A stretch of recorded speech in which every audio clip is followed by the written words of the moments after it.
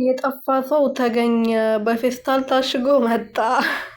በህዝብ ታሽጎ ነው የመጣው። እንግዲህ እስካሁን ድረስ ጠፍቶ ይሄ ሁሉ ተሰናብቶ ይሄ ሁሉ ቆይቶ ጠፍቷል። አብርሃም ደግሞ በደስታ ጨልለዋል። እንግዲህ ሄርሜላ እንድትገኝ ብዙ ለፍቷል፣ ብዙ አልቅሷል፣ ብዙ አንብቷል፣ ብዙ ውጣ ውረዶችን ወርዷል፣ ብዙ ቦታ ፈልጓታል። ኢትዮጵያ ውስጥ የቀረ ቦታ የለም።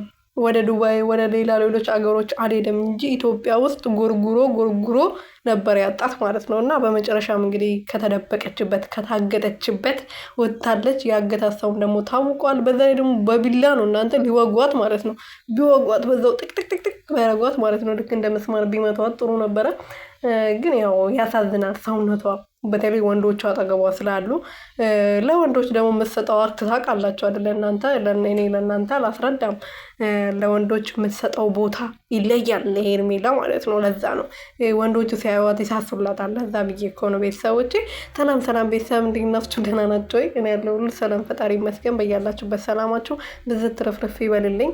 እባካችሁ የቪዲዮ ላይክ ሰብስክራይብ አድርጎ ሄርሜላ ተገኝታለች። ለአብርሃም አድርሱለት። አብርሃም ባይሰማ እንኳን እንዲሰማ አድርሱልኝ። በጣም አልቅሷል፣ በጣም ተጎድቷል። ወንድማችን ከባድ ስሜት ውስጥ ገብቷል። ከዚህ ስሜት ደግሞ እንዲወጣ እኛ መርዳት አለብን በተቻለን አቅም እና ባካችሁ ሪፖስት ምንድን ነው የሚባለው? ለካ ቲክቶክ ነው ሪፖስት የሚደረገው። ሰብስክራይብ ላይክ እያደረጋችሁ ቪዲዮ ለሱ እንዲደርስ እርዱኝ በተቻላችሁ አቅም።